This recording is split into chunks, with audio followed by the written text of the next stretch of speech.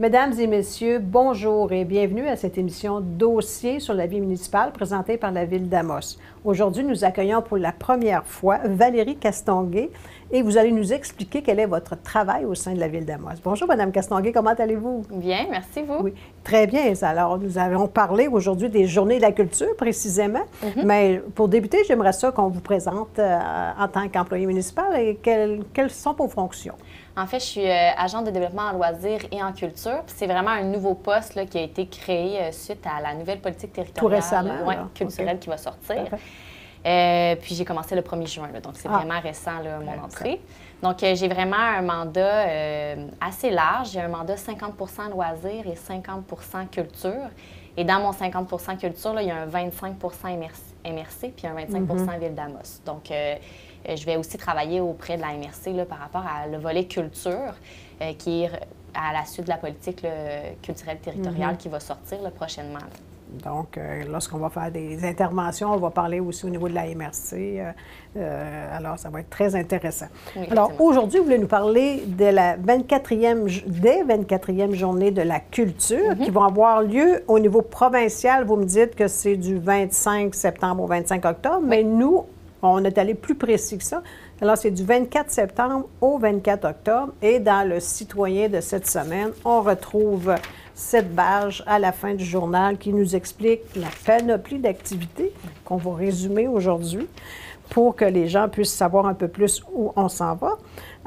On avait peut-être une petite mise au point à faire parce qu'on est en période de pandémie, beaucoup d'ajustements à faire. Donc, les inscriptions, vous vouliez nous parler un peu des inscriptions? Bien, oui, en fait, c'est très important. Là, si vous voyez à côté d'une activité qui est inscription requise, c'est vraiment important de le faire.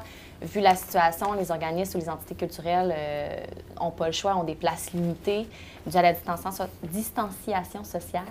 Et aussi, c'est intéressant cette année parce que c'est sur un mois, comme tu as pu oui, alors, la culture, c'est pas seulement une fin de semaine. Oui, non, on la célèbre, mais les activités culturelles, il y en a 12 mois par année. Alors, c'est important de voir, et très intéressant de voir qu'on a élargi cette plage horaire-là qu'on offre. Et c'est un premier élargissement, on verra par la suite. Oui, c'est ça, c'est au niveau provincial qu'ils ont décidé d'aller de cette façon-là pour permettre aux organismes de repartir la culture, ce qui est très intéressant, mais peut-être l'année prochaine, ça pourrait être une formule, peut-être pas un mois, peut-être une semaine, mais à voir l'année prochaine. C'est nous, au niveau de la Ville d'Amos, on ne pourrait pas garder, ou même la MRC, on ne pourrait pas garder cette initiative-là. Là. Oui, parce que sur 3 jours, c'est difficile d'assister à tout ce qui, toute l'offre culturelle qui nous est offerte. Donc, en ayant un plus large éventail, une période plus longue, bien, ça nous permet d'assister à plus qu'un événement à chaque jour. Intéressant. Et aussi, ce qui est fort intéressant cette année, c'est la collaboration particulière qui a été établie. Oui, effectivement, il y a plusieurs activités qui se font entre entités culturelles et organismes. Donc, il y a des activités qui se font entre le Vieux-Palais et la bibliothèque municipale ou qui collaborent ensemble. Il y a aussi une activité avec la Société d'histoire et la Société des arts Arcana et la bibliothèque municipale. Donc, 3 organismes ensemble. Il y a la bibliothèque aussi avec la Société d'histoire. Il y a la bibliothèque avec le Théâtre des Esquerres. Donc, il y a vraiment beaucoup de collaborations. C'est quand même assez intéressant de voir le travail d'équipe qui peut se faire, surtout avec la situation qu'on vit en ce moment. Là. Oui, et ça offre une meilleure visibilité et des activités qui sont très particulières et très stimulantes. Alors, on va y aller par organisme. On disait, bon, par entité, parce que vraiment, là, vous avez tout un horaire. Alors, si on commençait par le Théâtre des Esquerres, qu'est-ce qu'il va y avoir au théâtre? Au Théâtre des Esquerres, il va y avoir le prix Reconnaissance Thérèse Pagé qui a eu lieu le 25 septembre. Donc, ça, c'est le prix qui est par rapport à la culture qui est remis chaque année. Donc, cette année, c'est Sylvie Tremblay qui va recevoir le prix. Donc, cette soirée-là a lieu comme telle, même date et tout. La seule différence, c'est qu'il va y avoir des mesures différentes de mise en place dû à la situation, mais l'événement il va être aussi chaleureux, aussi beau que les autres années. J'ai aucun doute. Et c'est sur invitation, par exemple. Oui, c'est sur invitation. C'est ça. Ce qui est la particularité, c'est un nombre de places limité et on veut que les proches et les intervenants soient là. Oui. Alors, c'est sur invitation, mais on pourra faire un petit résumé par la suite là, de cette soirée-là qui est toujours fantastique. Oui, effectivement. Puis, pleine d'émotions. Oui, oui, beaucoup. Puis c'est ça, en fait, aussi, la bibliothèque municipale là, qui offre une soirée table ronde un peu plus, donc les 1001 métiers, où on va recevoir plusieurs artistes qui vont parler de leur métier et les particularités qu'ils ont. Donc, ça va être très intéressant comme échange. Puis, ça va être animé par Michael Bédard au Théâtre des Escars aussi, pour permettre d'avoir plusieurs participants, plusieurs spectateurs, parce que la salle est plus grande. Donc, en tant que spectateur, on peut aller voir ça? Oui, il y a pas, si je ne me trompe pas, il n'y a pas besoin de... Ah oui, il y a inscription requise. Oui, pour s'assurer qu'on ait de la place pour tout le monde. Fort intéressant.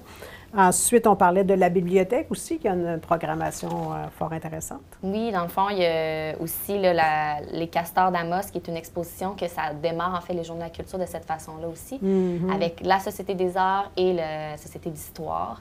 Il y a un petit changement qui a eu lieu, et c'est important à mentionner que ce changement, c'est en fait, ça se déroule au complexe sportif des Jardins et non au Théâtre des Escars, finalement. Ah, OK. Donc, dans le journal, c'est bien inscrit, mais dans la programmation de la bibliothèque, il y a cette petite erreur-là. Il y a les Génies en herbe aussi qui vont avoir des activités à la bibliothèque. Il y a des activités pour les tout-petits, que ce soit des activités de création de marionnettes ou même de macarons narratifs. Oui. Donc ça, c'est avec notre nouveau Media Lab. Ça va être intéressant de voir. Il y a aussi l'inauguration du Media Lab qui va avoir lieu durant les Journées de la culture. Oui. Donc ça, c'est le 22 octobre, si je ne me trompe pas. Donc c'est à ne pas manquer. C'est un nouveau service qu'on a à la bibliothèque qui va être fort intéressant Je vous invite beaucoup à aller le tester. On a parlé un petit peu la semaine dernière, on était avec la responsable de la bibliothèque et on a parlé un petit peu, mais c'est toujours intriguant. Je n'ai pas encore tout à fait cerné toutes les facettes de ce Media Lab-là, mais en tout cas, les activités qu'on a parlé, fort stimulantes et intéressantes. Alors, on va en apprendre plus au fil des semaines et des mois à venir. Est-ce que pour la bibliothèque, on avait d'autres choses? Non, il y a d'autres activités aussi que vous allez pouvoir voir dans le journal, mais il y a aussi une activité, je pense, avec Samuel Larochelle qui va avoir lieu le dimanche 27 septembre. Donc, c'est une activité de création, donc avec les personnages et tout, là, pour créer et écrire avec notre auteur Samuel Larochelle qui était présent avec nous au Salon du Livre en 2019, si je ne me trompe pas. Oui, fort intéressant. Et le centre d'exposition aussi a sa particularité pour la Journée de la culture. Donc, il y a 2 activités. Donc, c'est des ateliers avec une exposition aussi animée pour la première, donc avec Jim Couture.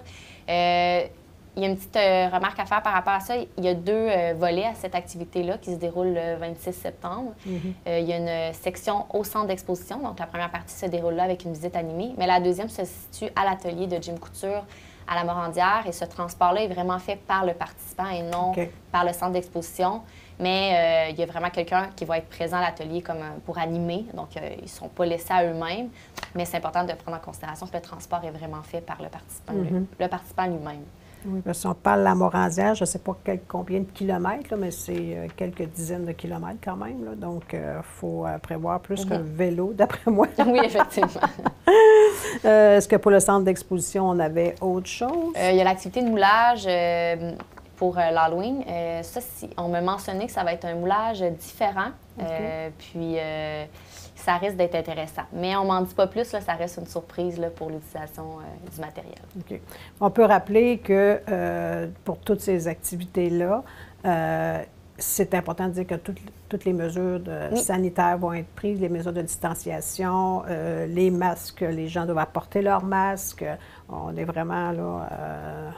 toutes les mesures vont être prises là, pour s'assurer là, que tout soit sécuritaire pour tout le monde. On avait aussi une autre activité que vous vouliez me parler avec M. Maurice Bélanger, qui est... C'est lui, M. Mordicus? Mais en fait, c'est que pour la soirée là, des 1001 métiers de la culture qui se déroule au Théâtre des Escars, je ne me trompe pas, le 23 octobre, oui. En fait, Maurice Bélanger n'est pas inscrit dans la programmation de la bibliothèque, mais il va être présent aussi à la table ronde pour parler du volet plus édition. Donc, il va venir nous parler un peu de sa réalité, donc les défis qui ont par rapport à les éditions. Donc, la programmation est dans le Citoyen de cette semaine, à l'avant-dernière page. On va peut-être mentionner aussi qu'on va l'insérer sur le site Internet de la Ville d'Amos et on va inviter les gens à se rendre sur la page Facebook de toutes les entités pour s'assurer que s'il y a un changement de dernière minute, bien, qu'on puisse informer la population. S'il y a des inscriptions qui sont complètes ou qu'on est encore à la recherche de personnes pour assister à des ateliers ou des activités, bien, à ce moment-là, on va être plus en mesure sur Facebook de faire des mises à jour plus régulières, là. Alors, les gens, on va pouvoir aller, le Théâtre des Escaliers a sa page Facebook, la Bibliothèque municipale et le centre d'exposition. Et sur celle de la Ville, on mettra celle qui est déjà programmée en espérant qu'on n'ait pas trop de changements. Et on voulait terminer cette entrevue-là sur les Journées de la culture. On peut peut-être rappeler les dates des Journées de la culture? En fait, là, c'est du 24 septembre là, que ça commence jusqu'au 24 octobre. Il y a beaucoup d'activités parce que c'est sur un mois aussi. Fait que je vous invite vraiment à regarder l'ensemble des activités puis à participer en grand nombre. Ça va nous permettre de relancer la culture puis ça va aussi nous permettre de sortir un peu, de vivre différentes activités. Puis ça va nous faire du bien, je pense. OK. Si on a besoin d'informations, qui qu'on peut appeler? Est-ce que c'est vous qu'on appelle directement ou on appelle à la bibliothèque? Ou... Bien, en fait, ça dépend. Là, si vous avez des questions sur les Journées de la culture en général, vous pouvez me contacter. Sinon, c'est vraiment les entités et les organismes précis selon l'activité qui vous intéresse. C'est vraiment eux qui vont pouvoir répondre correctement, plus que moi, aux questions. Là, puis donner les bonnes mises à jour s'il y en a. Là. OK. Où on peut vous joindre? À la Ville d'Amos, donc au 819-732-3254, au poste 240. Bon, bien, parfait. Donc, si on a des questions, on va communiquer avec vous. Et on voulait terminer en nous parlant, on a quand même pas mal de temps, on voulait nous parler d'une activité qui va avoir lieu très prochainement, je crois, le musée ambulant. Oui, en fait, c'est un musée ambulant, c'est une activité qui a lieu avec le Festival du cinéma international de l'Abitibi-Témiscamingue. Okay. Donc, c'est une petite voiture qui veut une activité, une expérience en plein air sur l'art du bruitage avec des scènes de cinéma. Donc, il y avait des ateliers qui vont avoir lieu avec ça pour les enfants de 4 à 12 ans. Il y a encore des places disponibles pour l'inscription. Et c'est vraiment intéressant de participer à cette activité-là parce que ça permet de voir le cinéma d'une autre façon. C'est vraiment fait aussi selon les distanciations sociales parce que l'activité a été créée en fonction de l'an-pandémie. Donc, puis elle se promène en région. Et c'est gratuit aussi. Donc, vraiment intéressant d'aller là avec les parents, avec un enfant avec son parent. Il y a plusieurs ateliers, si je ne me trompe pas. Bien, c'est la même atelier, mais elle se déroule 4 fois. Donc, il y a plusieurs cases horaires. Vous pouvez aller sur Internet, là, aussi le Facebook de la Ville d'Amos si c'est présent. Il y a aussi un événement sur Facebook pour aller s'inscrire parce que c'est sur inscription aussi. Oui, et la particularité, c'est qu'on s'inscrit, mais il faut recevoir une confirmation aussi. Là, pour, oui, mais c'est quand même assez rapidement envoyé. Et ça confirme le lieu parce qu'il y a 2 lieux. Donc, le vendredi, ça se déroule au Théâtre des Escaliers. On fonctionne à l'intérieur puisque le vendredi soir, c'est un peu plus frais. Et le samedi, on vise le Parc Lyon là, en espérant que le beau temps sera avec nous. OK. Et si la température n'est pas là, est-ce que c'est déplacé? Au Théâtre des Escaliers. Aussi? Oui. Donc, et les gens qui vont être inscrits vont recevoir l'information au fur et à mesure. Le samedi matin même. De l'humeur de Dame Nature. Effectivement, oui.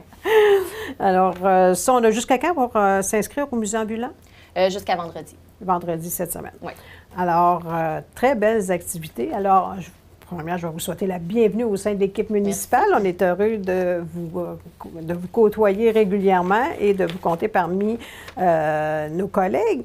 Et vous nous avez fait une très belle programmation. Alors, on espère que c'est un début de collaboration. On va s'inviter régulièrement pour justement connaître un peu plus au niveau des activités de loisirs, culture qui se passent sur notre territoire. Oui, à Amos, mais dans la MRC aussi. Il y a de très belles choses qui se font et qu'on connaît peut-être un peu moins. Alors, on va développer ça avec vous au cours des prochains mois, années et prochaines années. Merci d'avoir été avec nous. Oui, merci Alors, à vous. on invite les gens à regarder la programmation dans le citoyen cette semaine et inscrivez-vous en grand nombre. C'est fort important. Puis assistez-y, là, on fait ça pour eux. Là. Oui, c'est pour la population qu'on fait ça. Donc, important qu'ils participent. Merci, Mme Valérie. Merci beaucoup. Merci et on vous souhaite une bonne fin de journée.